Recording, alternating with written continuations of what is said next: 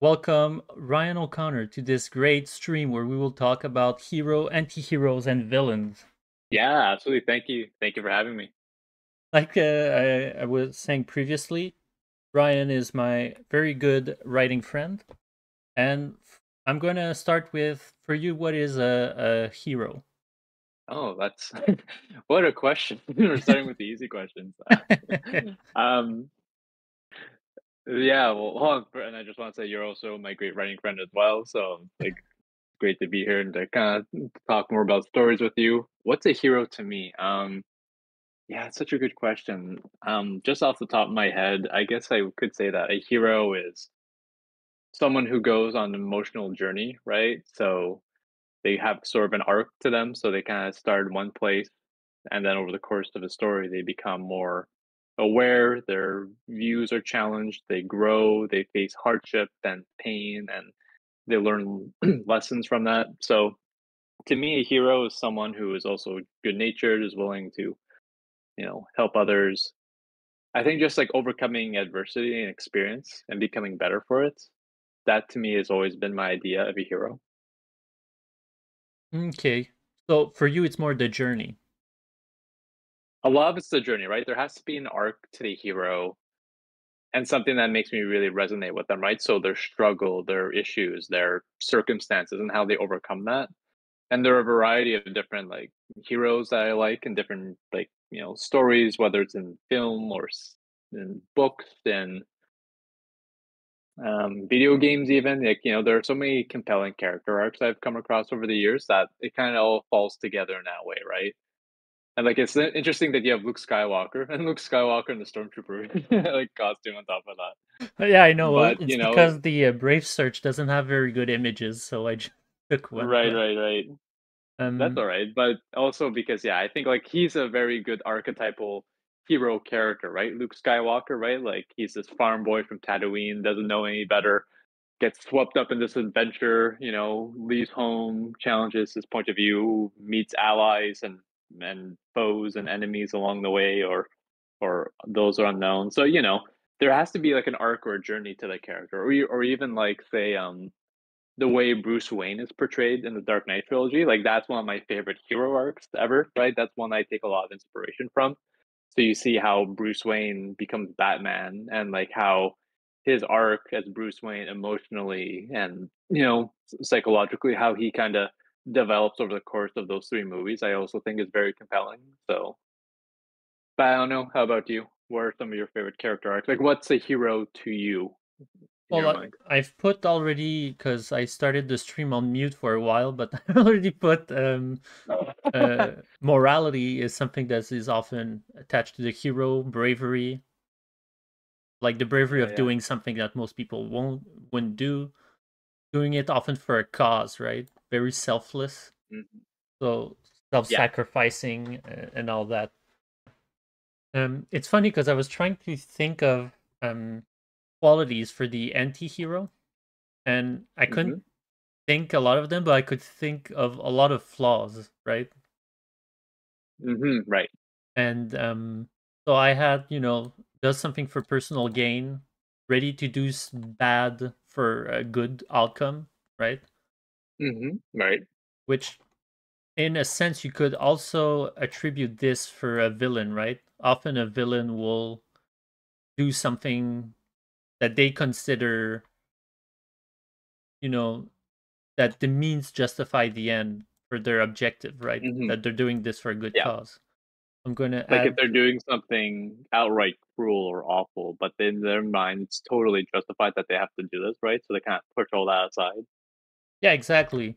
Like for me, the best example, well, I mean, I will have.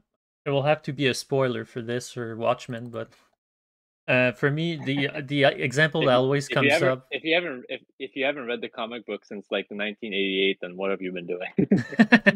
Well, it's one of my favorite stories ever, right? And Right.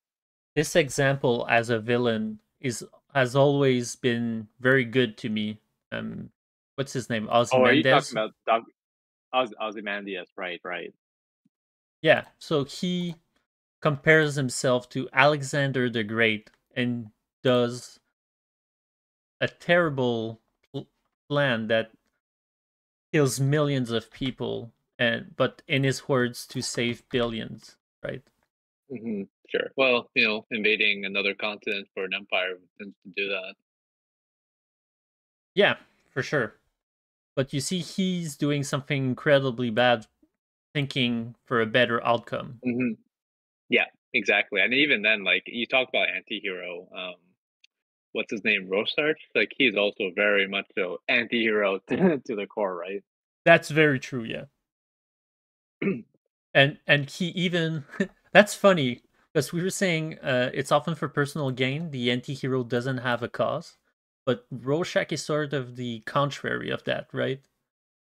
Yeah, he definitely has a cause because like anti-heroes just aren't well, I mean, self-interested, but he has a very specific worldview that's very cynical and he's like I can't remember all the specifics of the Watchmen story. It's been a while, but I remember his character. He has a very distinct point of view that he's trying to like impose, right? Well, he used Right, and that brings in the conflict yeah, with he all the used to others. be like in his words, he used to be young and naive. So when he hmm was acting as the Batman, let's say, right, where Yeah. doesn't kill anyone, he has a moral code and all that, until a specific case shakes him to the core, hmm and then he sort of becomes bad, worse, or anti-hero more so than hero, you could say, right? He went into this journey in his backstory, Yeah. and so yeah, but he still has he still holds on to this cause of stopping criminals running rampaging the place, right? He still goes after criminals, hmm but he doesn't Yep. have his moral code anymore. He lost that. He hmm but he still Yeah, he's has become the years and the experience have jaded him, right? And it forms who he is by the time we reach him in the story, right? yeah, yeah, yeah.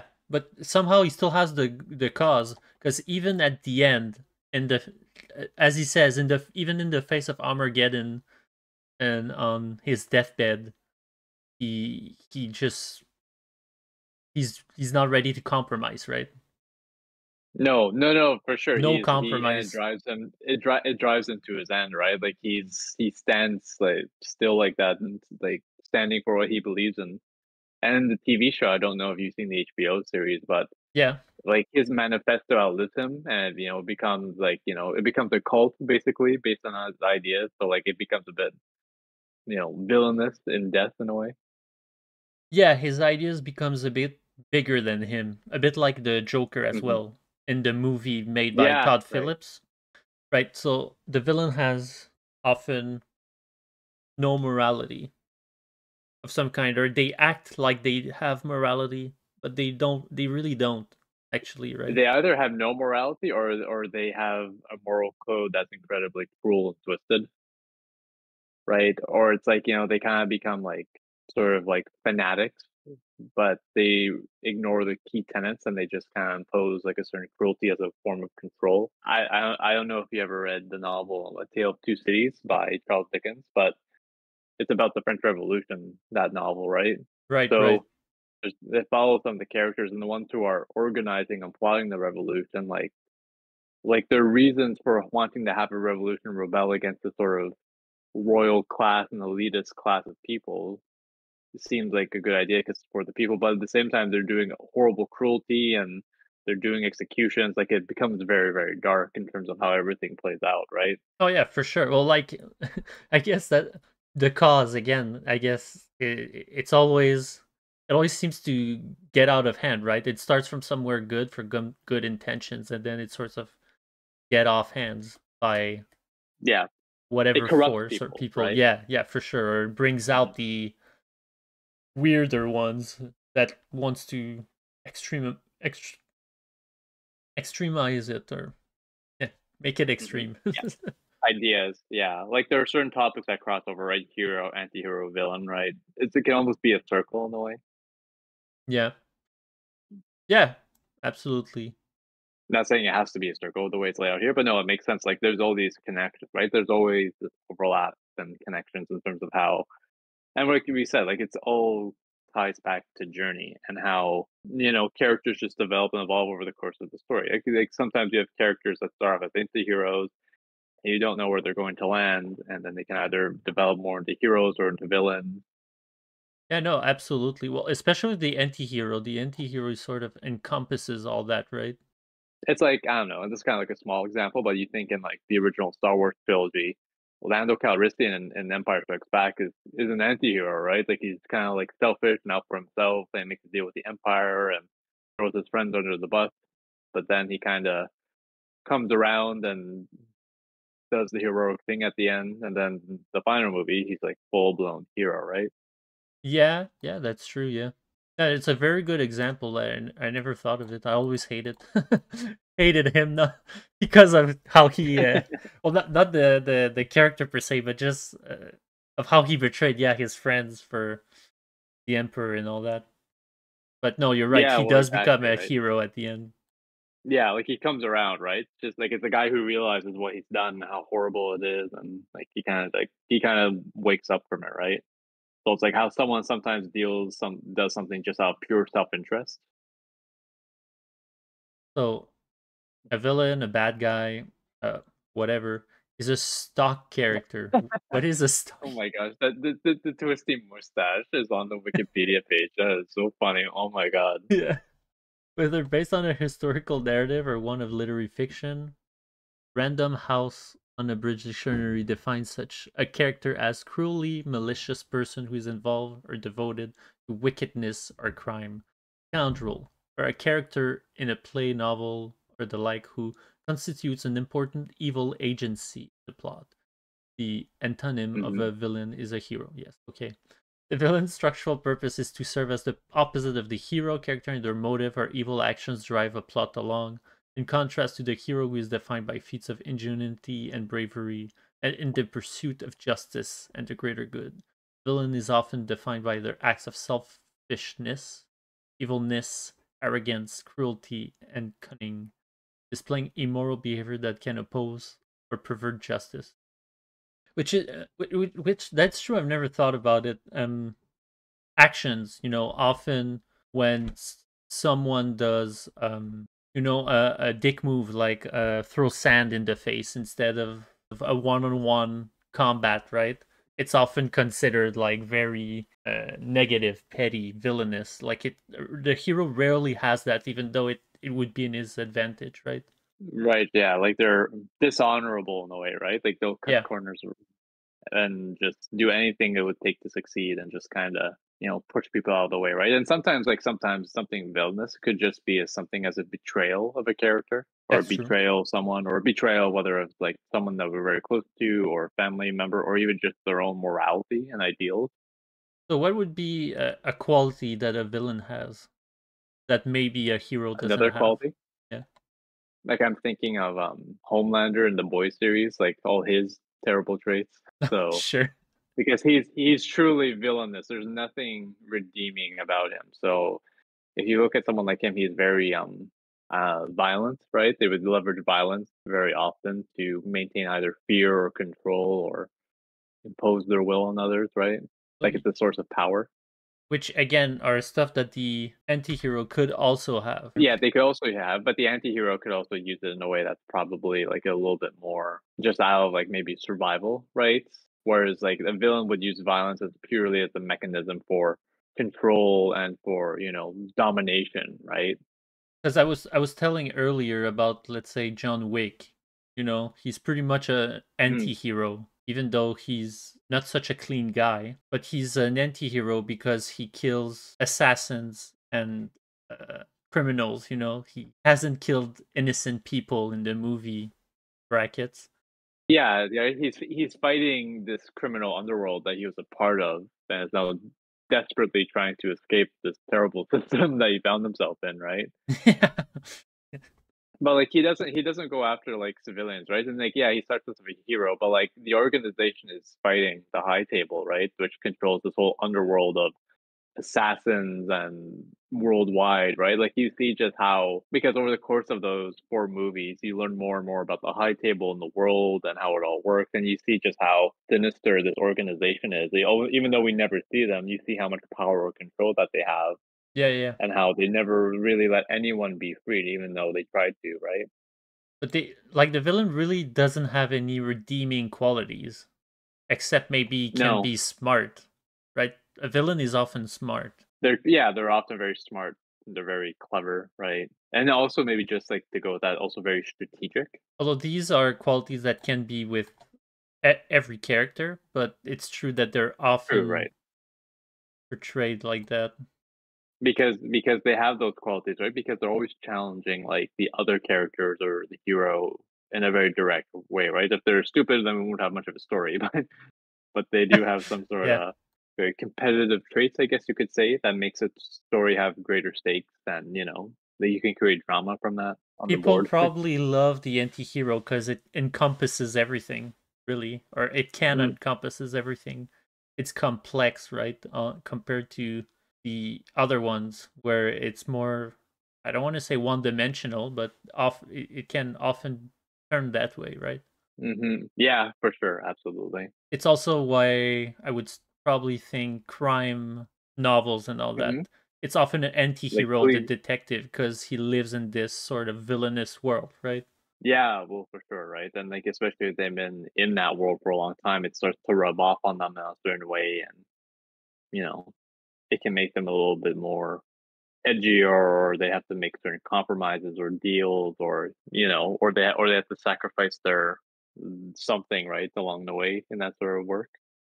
Yeah, yeah, Like, for yeah, I sure. kind of think. Have you ever seen the movie Training Day with Denzel Washington? Oh yeah, I love that movie for sure. Yeah, so like like you think he's this sort of cop who knows everybody, but then over the course of the story, you learn more and more just how corrupted this cop is and how feared he is by everyone in the community, by both by police and people in the gangs and like Well, the neighborhoods that they're patrolling. it's funny because I think it's the only movie where you think he's sort of an anti-hero, right? When you start off, and that he's going to hmm show him the rope Yeah. of the hero and bring him into an anti-hero, right? But you sort of Right. discover that Denzel Washington is actually the villain in all of this, and that Yeah, and like it changes all the earlier scenes once that you've learned that turn is just like, oh my gosh, like the way everything happens because all the other characters know is just like Ethan Hawke doesn't know what he's in for, right? So it makes you change your perspective on all those earlier interactions. So for sure, and like even the kernels that you see in the movie, they sort of because they're not. You sort of see them in another light because every good action that the Ethan Hawke did, the hero, won him favors with these criminals, and so they sort of helping out. Like the only villains and like bad stuff that we see are all around Denzel Washington, right?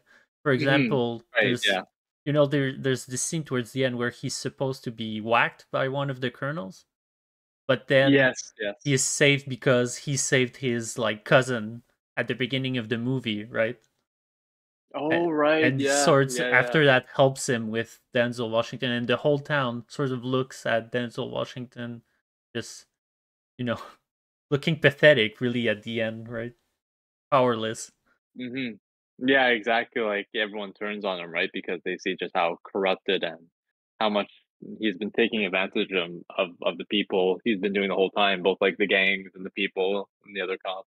Yeah, so in a way, the hero sort of I don't want to say turn because it's not like they became good people, right? It sort of turned the whole town against the villain. It sort of took away the power of the villain, right?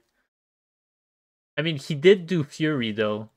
Um, Not Fuka. Yeah, oh I yeah, mean Fury's Ayer. amazing because and Ayer, yeah, and like that movie is really great, and that's a good movie with anti-heroes.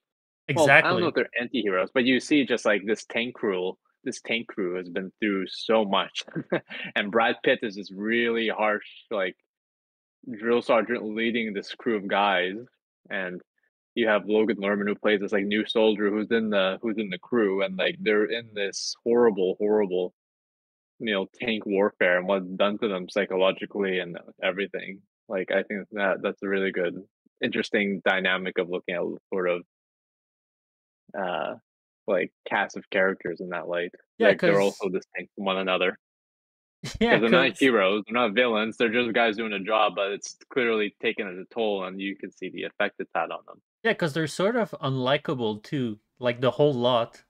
Like I don't mean like you hate them or anything, but in the sense they're not, charismatic necessarily, or they're not, like you say, they're just there to do a job, and you see them do a lot of like bad stuff, but also Yeah, like they're not ultra heroic by any means, right? It's not like in Saving Private Ryan where you feel like these are grand, heroes. Like yeah. these guys feel like mechanics, with like a cannon essentially.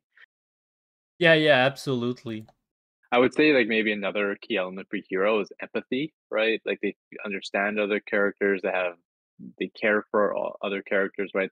Along the way, whether it's they don't assume or presume to be better than anyone else, right? There's a certain compassion that a hero has that I think that really makes them endearing as good people and makes us want that. And that's some the key element that makes them, like makes other readers or audience members like a hero, right? So Yeah. like they kind of treat everyone regardless of what their background is or what their story is. Like they treat them with a certain level of humanity and kindness and compassion. And I think that's very a defining trait of a hero. And like the anti-hero can have a bit of it, but not too much, right? Because he's seen stuff. Anti-hero, like they have it, but it's probably deeply buried, or they shunned it completely. And sometimes over the course of their they could develop to rediscover that sort of compassion that they once had or lost. Because I think sometimes anti-hero and villain waters are a bit muddied, especially these days where Hmm.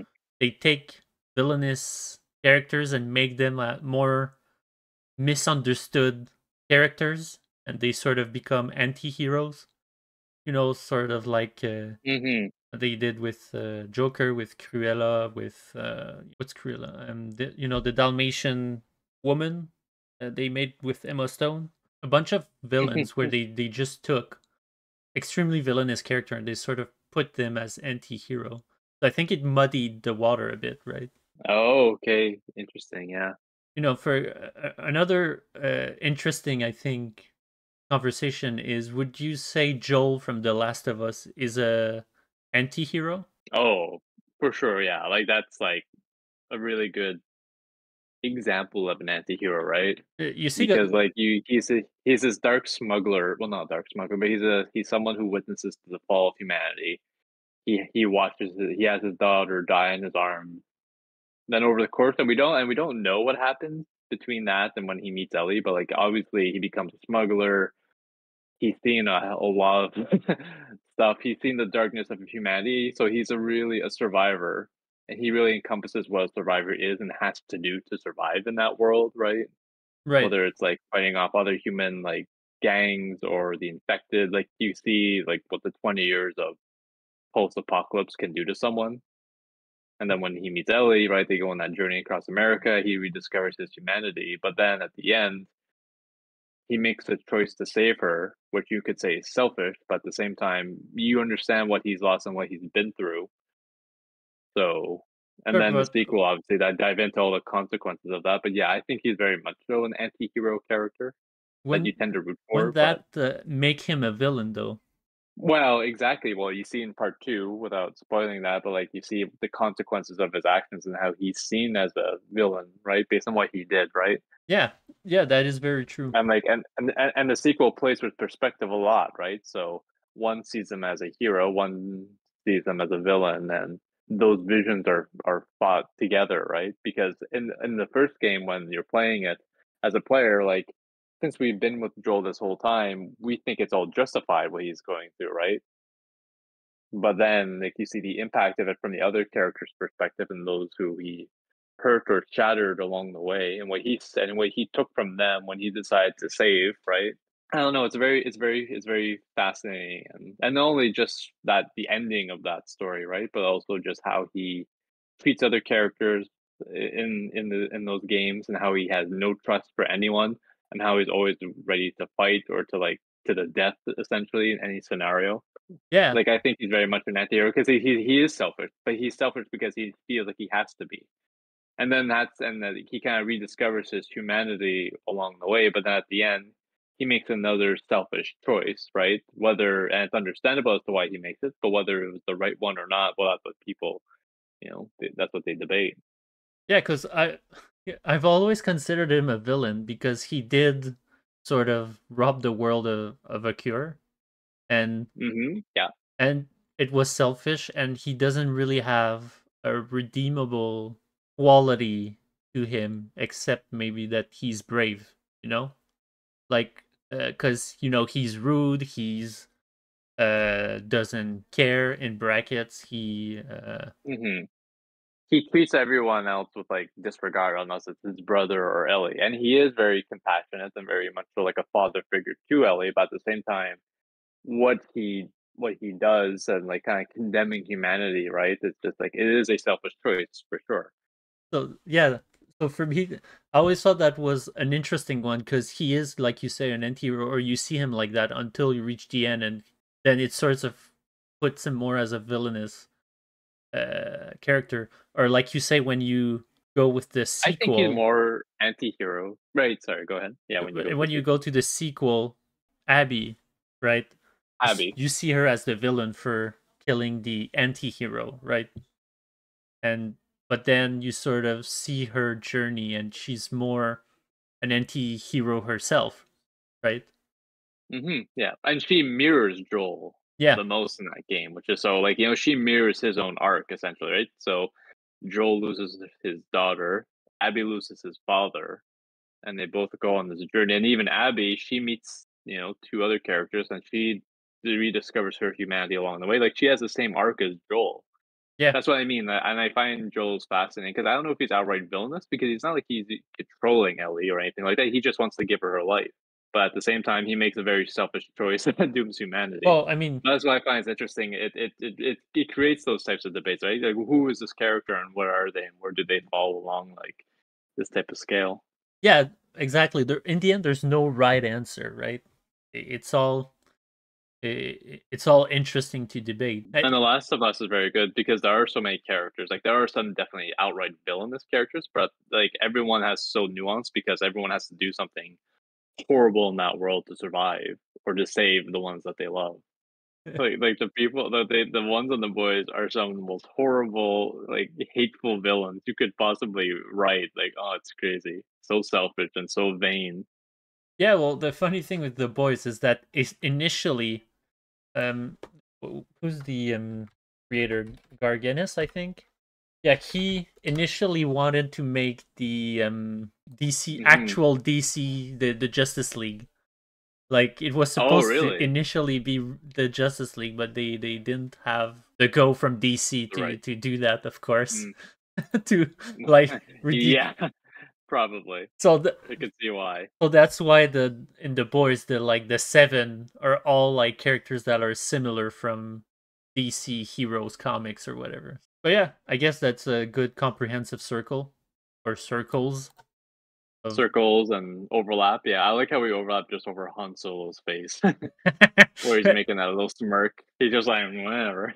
Yeah, he's like, I don't know which way to go. I don't care. It's like, am I a hero? And hero, I was like, it's like I'm only here for the money, kid.